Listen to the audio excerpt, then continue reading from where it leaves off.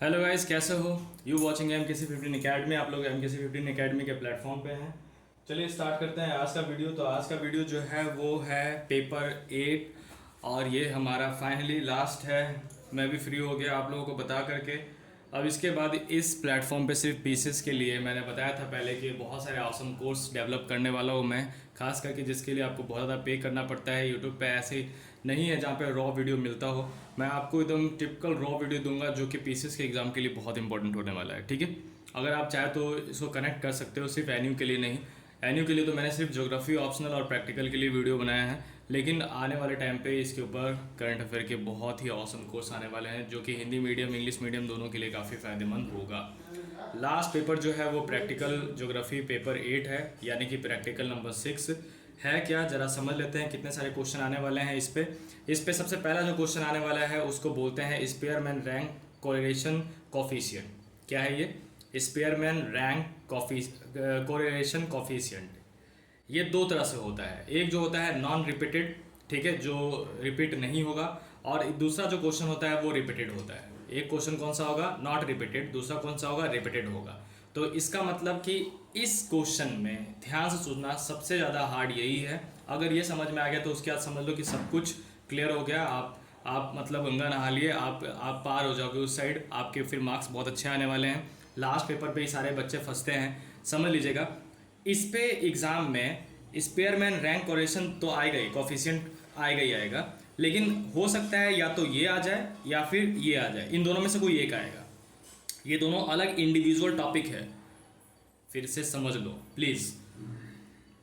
Spearman rank correlation coefficient में दो topic होता है, एक नॉट रिपीटेड और रिपीटेड। लिखने में तो बड़ा आसान लग रहा है कि अच्छा नॉट रिपीटेड होगा, रिपीटेड होगा, कुछ होगा। असल मायने में इन दोनों के ही बहुत ही लेवल वाले फॉर्मूले हैं। अगर आप लोगों ने ध्यान से वीडियो को नहीं समझा तो बिल्कुल समझ में नहीं आने वाला है। तो ये समझ लो कि एक नॉट रिपीटेड है और एक जो होगा वो क्या होगा? रिपीटेड होगा। ठीक है, अब नॉट रिपीटेड में क्या होगा मैं बताता हूँ। ये इसके लिए पहला ये वीडियो बनेगा, ठीक है, और रिपीटेड के लिए दूसरा वीडियो मैं बना दूंगा, क्योंकि ये अलग इंडिविजुअल टॉपिक दिया हुआ है। तीसरा जो क्वेश्चन आने वाला है ये 100% आएगा, जो कि तीसरा क्वेश्चन है जिसको आप बोल सकते हैं, मान लो कि क्वेश्चन नंबर 1 है, क्वेश्चन नंबर 2 है, और ये क्वेश्चन नंबर क्या है? 3। तीसरा जो क्वेश्चन आएगा वो है कन्वेंशनल साइन। क्या होता है? मार्क होगा, बेंच मार्क होगा, पोस्ट ऑफिस होगा, टैंक होगा, वेल होगा। ठीक है, पेज नंबर 42 पे दिया हुआ है कन्वेंशनल साइन। जो पेपर नंबर 8 है उसके, अगर मान लो बुक नहीं लेके आओ तो कन्वेंशनल साइन जाके गूगल पे सर्च करना, बहुत सारे साइन आएगा, पूरा एक चार्ट आ जाएगा। जैसे कि फॉर एग्जांपल बेंच मार्क का क्या होता है? BM होता है। पोस्ट ऑफिस का क्या होता है? PO होता है। टैंक क्या होता है? तो टैंक का कुछ इस तरह से होता है, ठीक है ना। वेल का क्या होता है? तो एक काम करना, कमेंट में बताना कि वेल का क्या होगा। कुआं का क्या होता है? कुआं का कैसे बनाया जाता है? Conventional signs. इसको हिंदी में क्या बोलते हैं? इसको हिंदी में रूढ़ चिन्ह बोलते हैं। क्या बोलते हैं? रूढ़ चिन्ह। ठीक है, रूढ़ चिन्ह या रूढ़ चित्र, ठीक है, कन्वेंशनल साइन, ये आपका आने वाला है। तो फोकस करने वाले हैं अभी हम लोग किस पे? नॉट रिपीटेड पे फोकस करते हैं। और स्पेयरमैन रैंक कोरिलेशन कोएफिशिएंट पहला टॉपिक होगा ये। दूसरा टॉपिक जो रिपीटेड वाला है उसको बाद में करेंगे। ठीक है, तो आज का वीडियो में क्वेश्चन नंबर 3 समझ में आ गया और क्वेश्चन नंबर 1 अभी समझ में 2 सेकंड में आ जाएगा। 1 सेकंड रुको ताकि मैं टॉपिक बना दूं आप लोगों के लिए। चलो सही है। अब देखो यहाँ पे ये है, बहुत ही समझदारी के साथ ध्यान से समझना है यार। फ्रेम में आ रहा है क्या? रुको 1 सेकंड, आई थिंक अब आ रहा है। ठीक है, find the Spearman rank coefficient correlation coefficient. इसको बोल बोल के प्रैक्टिस कर लेना। स्पेयरमैन्स रैंक कोरिलेशन कोएफिशिएंट, ठीक है। x 12 17 22 27 31, y equal to 130 119 119 117 15 115 121। ठीक है, कोई दिक्कत है तो बताओ। इसमें समझ में आ गया? ये क्वेश्चन ऐसे एग्जाम में दिया रहेगा। अब देखो यहाँ से बहुत ही लफड़ा है। अगर समझ में आ गया तो बहुत सही बात है, नहीं तो फिर अगर आप इधर उधर थोड़े से ही भटके तो फिर आपको कुछ समझ में नहीं आने वाला है। फिर इसके लिए दोबारा मेरे पास आई थिंक हो सकता है कि टाइम नहीं होगा, आपको इसको बहुत सही से समझना होगा, वरना आप फंस सकते हो और ये क्वेश्चन 100% आता है। इसका इस्तेमाल आप कैलकुलेटर ले जा सकते हैं एग्ज़ाम में, आप करना। अब देखो इसके लिए हम लोग जैसे मिड एंड मोड अगर किसी ने पढ़ा होगा 10th में 9th में तो उसको पता होगा कैसे बनता है। अब मैं बताता हूँ, देखो पहले यहाँ पे x कर लेते हैं, उसके बाद फिर y कर लेते हैं।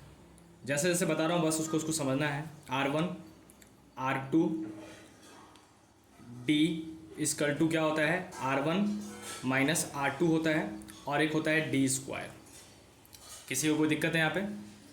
x y R1 R2 D equal to R1 into R2, और यहाँ पे क्या दिया हुआ है, D स्क्वायर दिया हुआ है। ठीक है, कितने डिजिट हैं यहाँ पे? 1 2 3 4 5। 5 के हिसाब से लाइन खींच लो यहाँ पे, इतना में आ जाना चाहिए।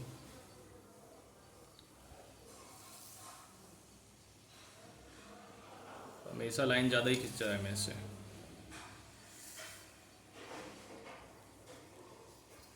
यहाँ तक कोई दिक्कत नहीं है। इस तरह से हम लोग अलग अलग कॉलम बना लेंगे ताकि किसी तरह का कोई कंफ्यूजन ना। अब देखो यहाँ पे 12 17 22 27 31 बिल्कुल एग्ज़ाम में वैसे ही बनाना है। सॉरी, फोकस है, बढ़िया, हाँ सही है। एग्ज़ाम वैसे बनाना है। 133 119 117 115 121। कोई दिक्कत है यहाँ पे? तो यहाँ पे भी एक लाइन खींच लो ताकि क्लैरिटी रहे कि जो भी करना है इसके अंदर। अब R1 क्या होता है ज़रा सीखिए। देखिए R1 यहाँ पे है, ये पहले नंबर पे दिया हुआ है। इस पर कोई रिपीट कर रहा है क्या? रैंक्स, यहाँ पे जो रैंक वर्ड दिया हुआ है स्पेयरमैन रैंक्स कोरिलेशन कोएफिशिएंट, कौन सा रैंक है जो रिपीट कर रहा है? तो देखो 12 कितने बार में दिया, और इसको आप असेंडिंग और डिसेंडिंग में कर सकते हो। मान लो 31 को या तो डिसेंडिंग में करो, ये घटते क्रम में, या फिर बढ़ते क्रम। तो असेंडिंग करना थोड़ा सा सही लगता है, ये ईजी रहेगा, कन्फ्यूजन क्रिएट नहीं होगा। असेंड, असेंड का मतलब ही होता है क्या? बढ़ना। असेंड मतलब क्या होता है? बढ़ना, असेंड करना। ठीक है, तो 12 कितने बार में दिया हुआ है यहाँ पे? 12 1 17 कितने बार यहाँ पे है? 17 रिपीट कर रहा है क्या कहीं पे? नहीं कर रहा है। तो 12 के बाद दूसरे नंबर पे सबसे बड़ा कौन सा है? 17 ही है। 22 रिपीट कर रहा है, इसमें कहीं पे 22 है? नहीं है। तो ये रिपीट नहीं करने वाला है। मैंने बताया था ना कि ये जो क्वेश्चन है वो नॉट रिपीटेड है, ये रिपीट करेगा ही नहीं। फिर भी लेकिन समझ लो अगला क्वेश्चन और इजीली समझ में आएगा जो कि रिपीटेड वाला होता है। 22 17 के बाद सबसे बड़ा दूसरा नंबर जो बड़ा है वो क्या है? 22 है, तो तीसरे नंबर पे आ जाता है। ये 27 है तो ये कितने है? चौथे नंबर पे। ये कितने नंबर? 5वें। यहाँ पे कोई भी रिपीट नहीं हुआ। 12 अकेला इंडिविजुअल है, 17 अकेला इंडिविजुअल है। जो 12 के बाद बड़ा है दूसरा, 17 के बाद 22 बड़ा है, 22 के बाद 27 बड़ा है, 27 के बाद क्या है? 31 बड़ा है। आराम से समझना है, ऐसा कुछ हार्ड नहीं है, बहुत ईजी है।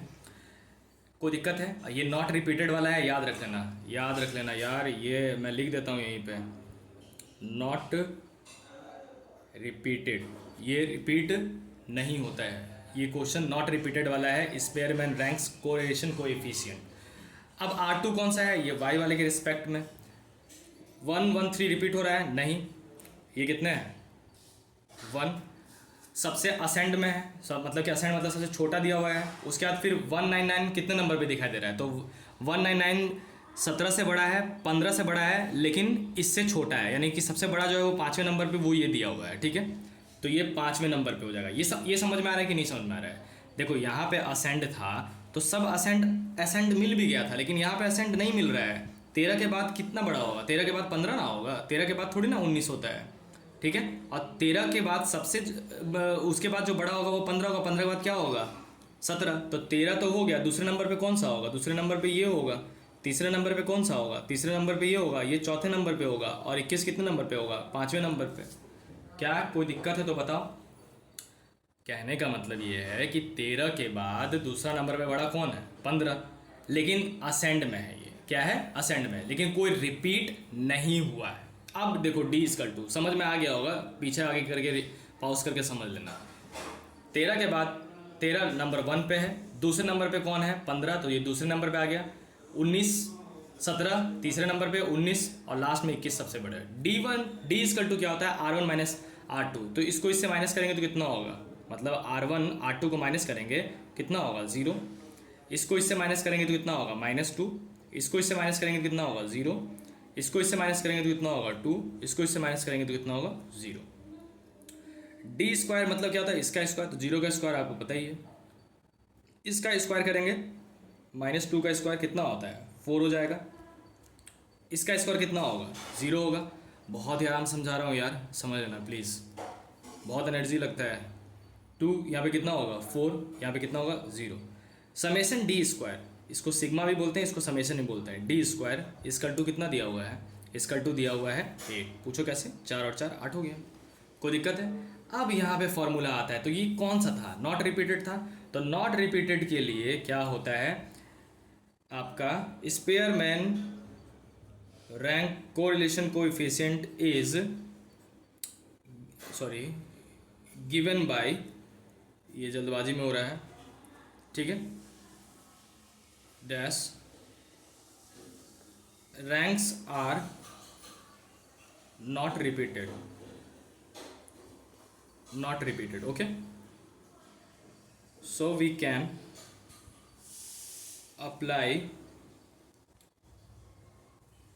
this formula. कौन सा फॉर्मूला, देखो इसके लिए फॉर्मूला बनता है rank equal to 1 - 6 summation D square by n3 - n1। इसको तो सबसे पहले बॉक्स बना लो, आर इजकल टू 1 यानी कि Spearman ranks correlation coefficient equal to R, मतलब कि ये टोटल का वर्ड, मतलब यहाँ पे आर रैंक्स दिया हुआ है। 1 - 6 इंटू समेशन डी स्क्वायर, मतलब कि समेशन डी स्क्वायर यहाँ पे इंटू 6 n3, ठीक है, इंटू माइनस n3 माइनस क्या होगा n होगा। अब n कितना नंबर है, 1 2 3 4 5 5, तो क्या होगा 5 का 3, यहाँ पे देखो n मतलब क्या होता है, n मतलब होता है कि टोटल कितना दिया हुआ है यहाँ पे, 1 2 3 4 5, नंबर कितना है, टोटल नंबर कितना है 5 है ना, तो यहाँ पे क्या होगा n के यहाँ पे 5 होगा। देखो अब बना रहा हूँ तो समझ लेना, यहाँ पे 1 माइनस कितना होगा 6 इंटू 8, 5 का क्यूब -5 इजकल टू, अगर करते हैं तो कितना हो जाएगा, यहाँ पे आपको पता है 1 - 6 इंटू 8, 25 से 5 से कितना होता है, तो 5 इंटू 5 इंटू 5 25, 125 -5, इन सब को सॉल्व करेंगे तो कैलकुलेटर से सॉल्व कर लेना, r इजकल टू 0.6 आ जाएगा। यही आपका होगा फाइनल आंसर, जिसको हम लोग क्या बोलते हैं, not repeated ranks, not repeated Spearman's ranks correlation coefficient. कोई कॉम्प्लिकेटेड नहीं था, ये फॉर्मूला है, इस फॉर्मूले में बिठाना है। कैसे, 1 तो फार्मूला का ही है, 6 फार्मूला का है, summation D square equal to यहाँ से 8 लेते हैं, n जो है वो टोटल नंबर है, तो 1 2 3 4 5, तो 5 का यहाँ पे स्क्वायर हो जाएगा। और दूसरा फार्मूला क्या है -n, तो -n तो 5 हो जाएगा, इसको फिर पुट कर देंगे और ये क्या हो गया, फार्मूला निकल जाएगा। तो एग्ज़ाम में आप तो कुछ कर नहीं पाओगे, तो इसको रट्टा मार लेना। क्या है ये, Spearman ranks correlation coefficient not repeated, ठीक है, स्क्रीनशॉट ले लो और फिर हम लोग मिलते हैं नेक्स्ट क्लास में। अगर आप मुझे कांटेक्ट में कनेक्ट करना चाहते हो और एन के ऑफिशियल डिपार्टमेंटल न्यूज़, जैसे कि असाइनमेंट हो गया, किसी के बैक लग गए, उसके बाद क्या क्या प्रोविज़न्स हैं, क्या क्या रूल है, क्या क्या कर सकते हैं, तो ये पेरेंट ग्रुप है टेलीग्राम का, कर लेना। आप बोलोगे कि सर ने ऐसा क्यों नहीं किया कि इसको डिस्क्रिप्शन में दे दिया, क्योंकि आपको पता है कि यूट्यूब और बाकी सोशल मीडिया साइट्स के साथ ऐसा कभी कभी होता है कि कुछ ग्लिच आता है, अपडेट्स आते रहते हैं, तो ये नहीं ऑन हो पाएगा। तो आप डायरेक्टली सर्च करके ऑन हो जाना। ये मेरा इंस्टाग्राम आईडी है, आप चाहो तो मुझे फॉलो कर सकते हो, सपोर्ट कर सकते हो। और ये है MKC15 अकेडमी, जहाँ पे आप लोग इस वीडियो को देख रहे हो। सब्सक्राइब करो, शेयर करो और किस सारे ग्रुप में इसको शेयर करो, ताकि जितने भी ज्योग्राफी के स्टूडेंट्स हैं उनको हेल्प मिल पाए। Thank you.